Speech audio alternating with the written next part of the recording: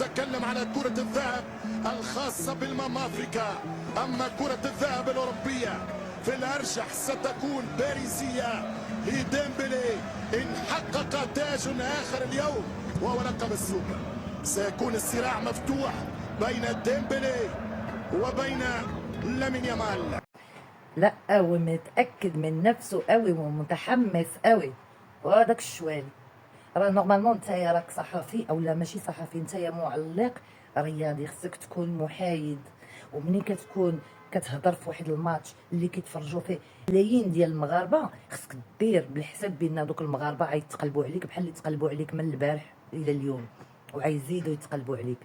باش نتايا شويه مخلخل ولا؟ حكيمي يستاهل، دار هذا العام هذا انجاز عالمي، وهو اصلا لاعب عالمي. ما عندكش الحق تقول بانه هو لاعب يستحق الجائزه ديال ماما افريكا.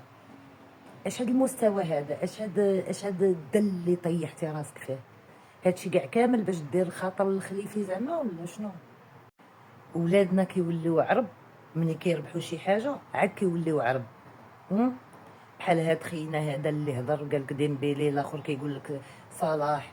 ما عرفتش علاش المغاربه ما عندهمش الزهر، ولكن ولدنا غادي نصوتوا عليه وغادي نوقفوا معاه، لانه حنايا داها اولا ما داهاش بالنسبه لينا احسن لاعب في العالم. بغيتي الشوالي ولا ما بغيتيش، هذاك سوقك انت والناس اللي مخدمينك.